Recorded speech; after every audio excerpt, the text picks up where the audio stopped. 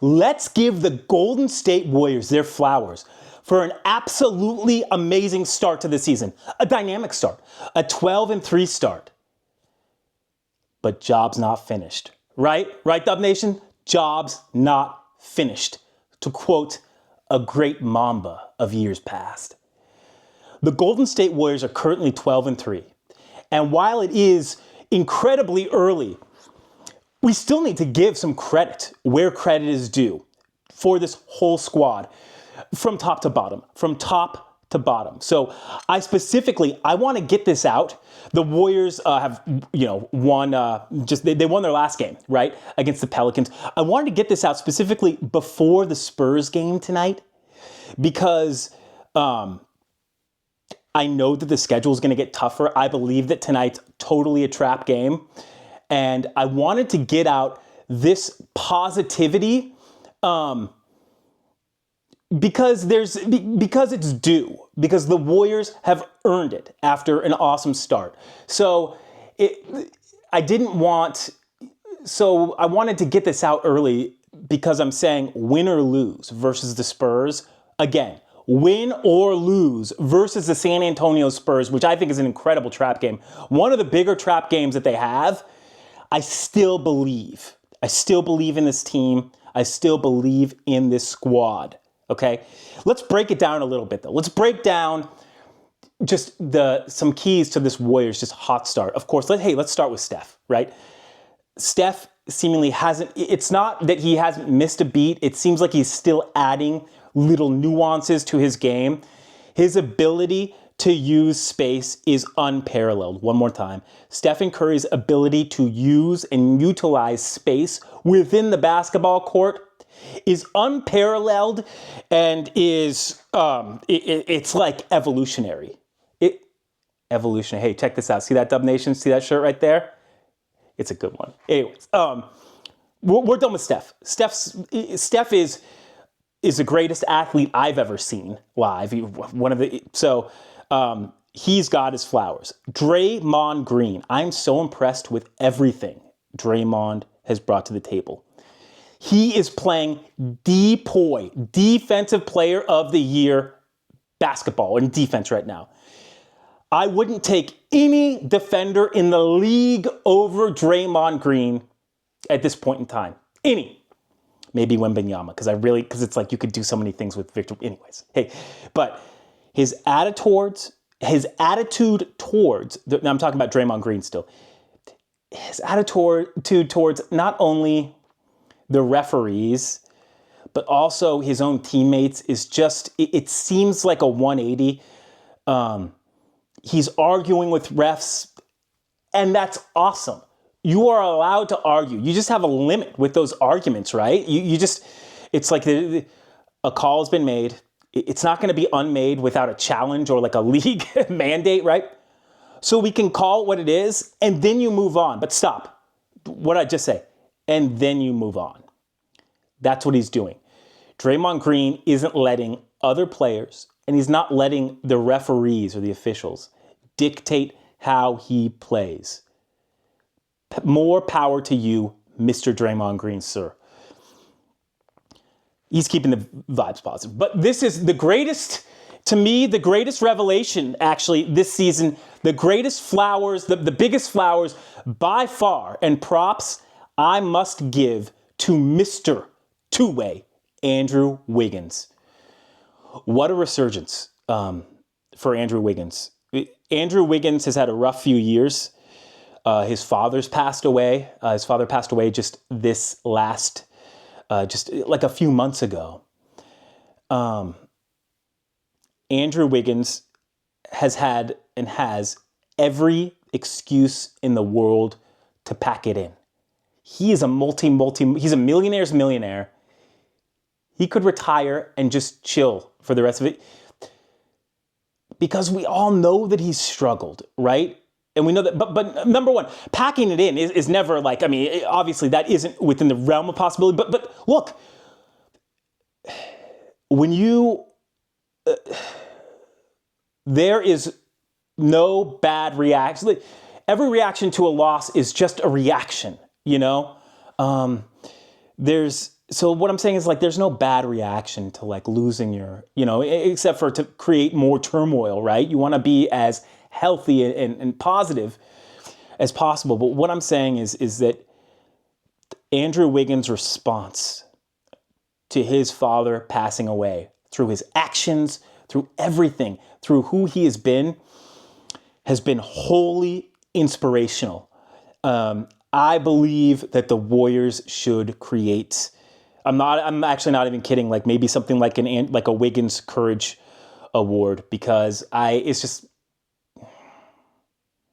just so much props to somebody who's playing through an incredibly devastating moment of their life. But it's so inspirational. So thank you, Andrew Wiggins.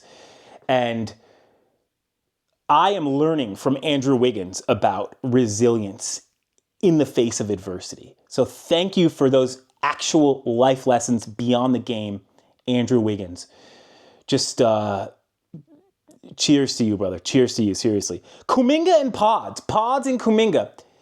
Brandon Pajensky had been, a few games ago, he's been struggling shooting-wise, okay? I'm just going to get it. Brandon Pajensky's been struggling shooting-wise. Jonathan Kuminga has been hot and cold the past few games. What's my response? Good. The Warriors are winning. Good, whatever. Okay. Everybody has bad games. Everybody has bad shooting spells. Not to harp on him, but, like, I believe Klay Thompson last night went 0 for whatever. Just like in the playoffs, I think he went 0 for whatever. Or in the play-in, he went 0 for whatever. Players have off days. Stats aren't necessarily entirely indicative of value and or to the team, right?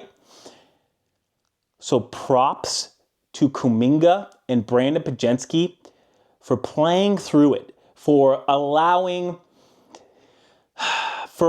nature to take its course. Because when you have those dives, when you have a dip in shooting percentage, if you're Brandon Pajensky, nature will take its course.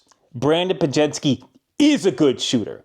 Brandon Pajensky has the potential to be a great shooter. These stats will eventually figure themselves out. But the thing that I love about these two guys, Kuminga and Pajensky specifically, is that they're seeing challenges. Challenge is part of the game, and they are working to overcome these obstacles. That is the sign. That's when the inner workings of championship DNA start, right? We have to remember this too.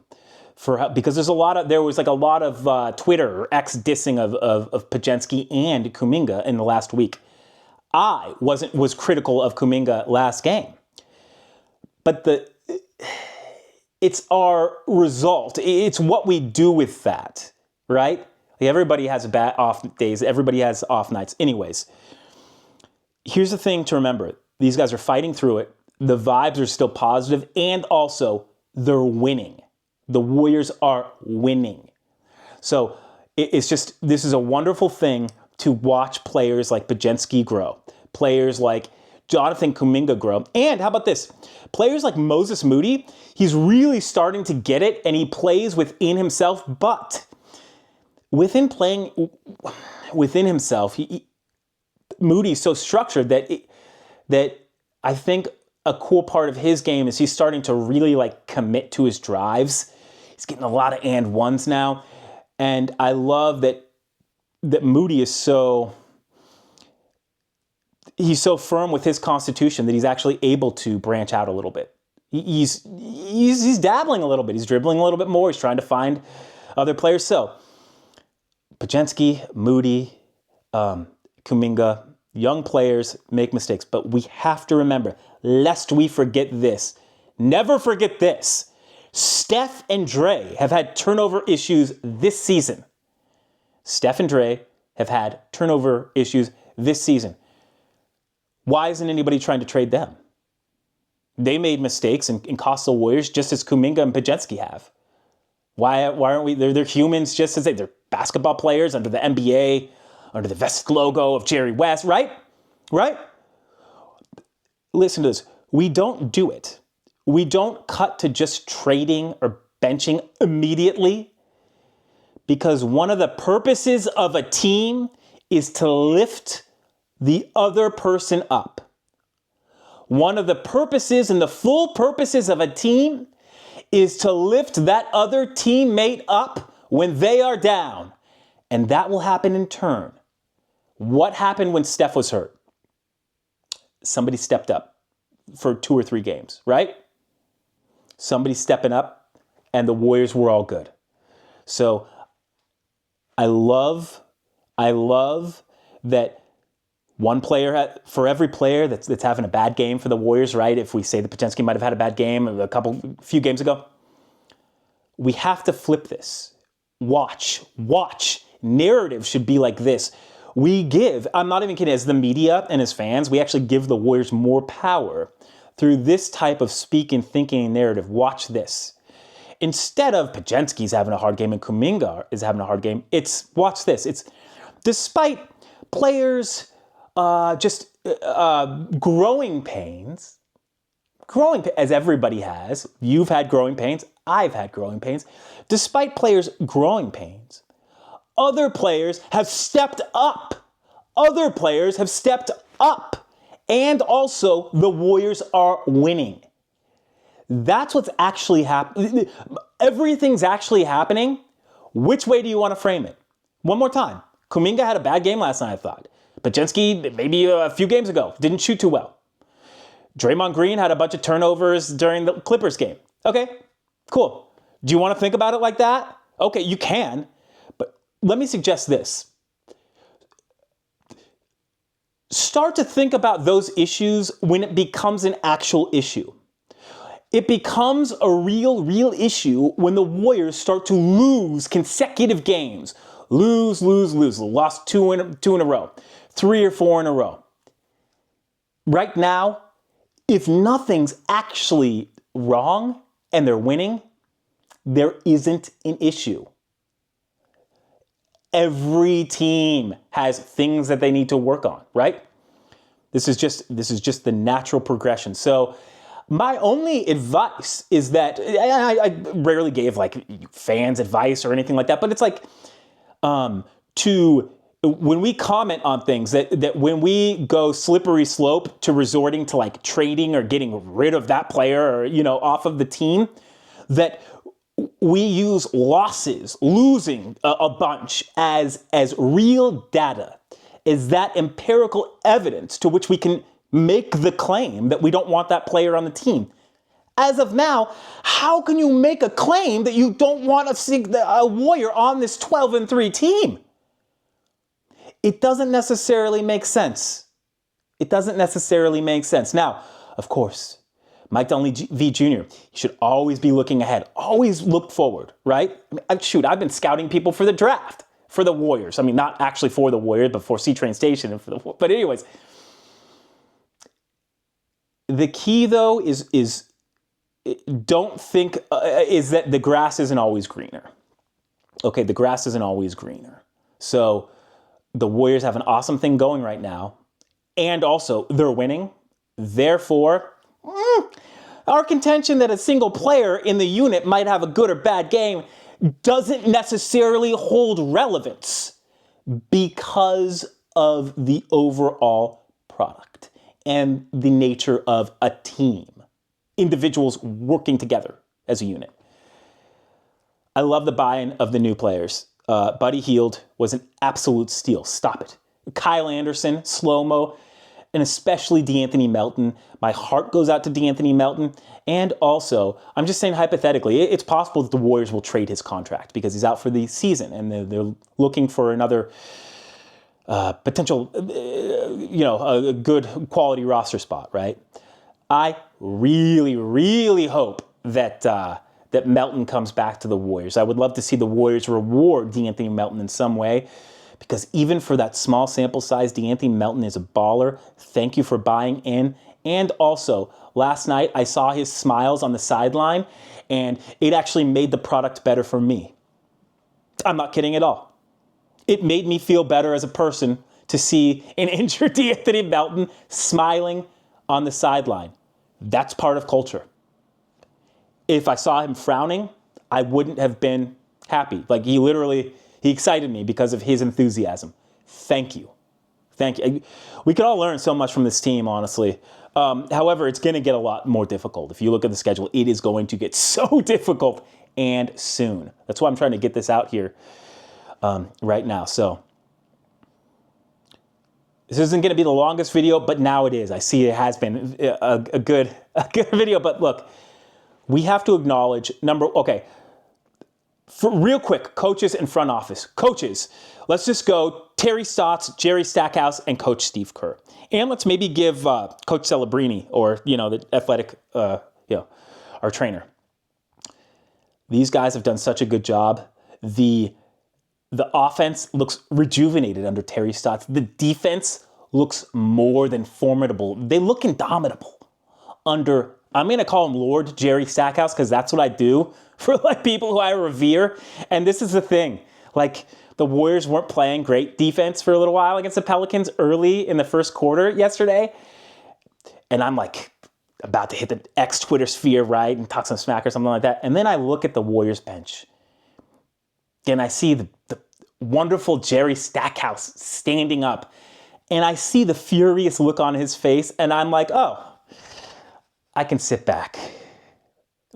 The Warriors have professionals in all the right positions to handle these things.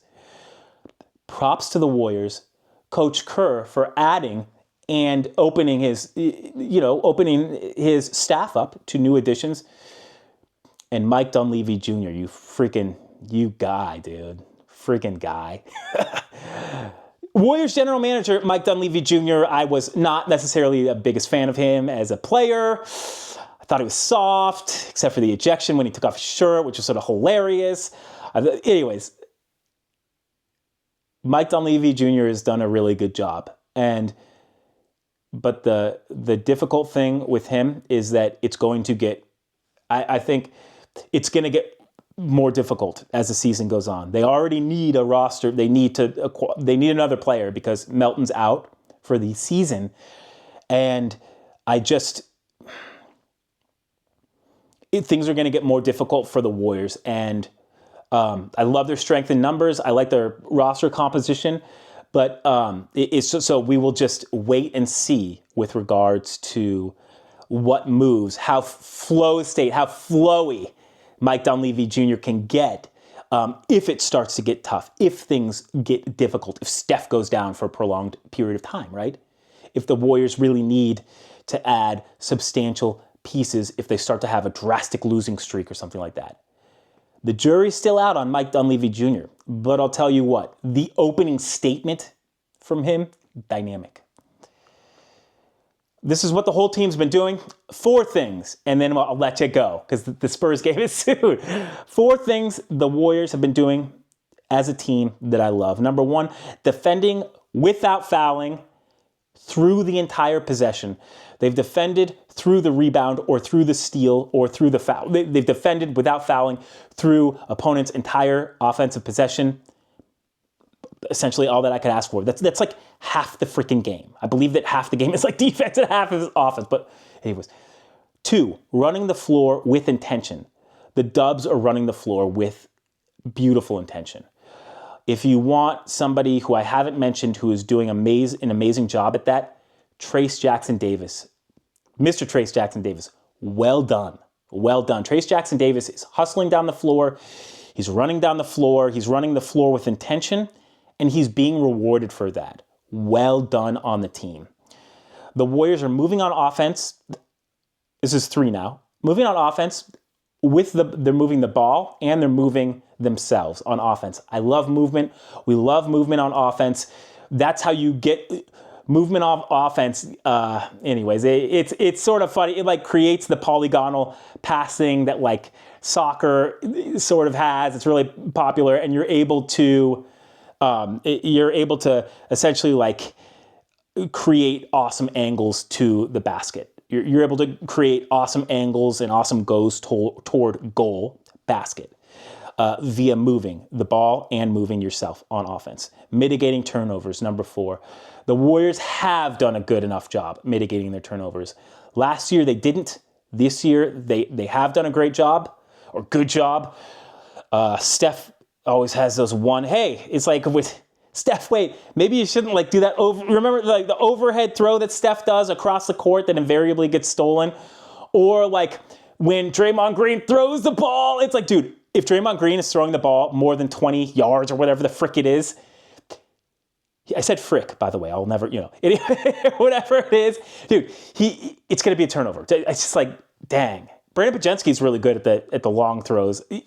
Draymond Green gets him picked, not going to lie. The immediate schedule is going to be incredibly tough, but the Warriors have earned their keep so far. So in closing, Dubs, Golden State Warriors, team, owners, general management, keep up the good work. But of course, like a legendary Mamba said, job not finished. Till next time, I'll see you next time at C-Train Station.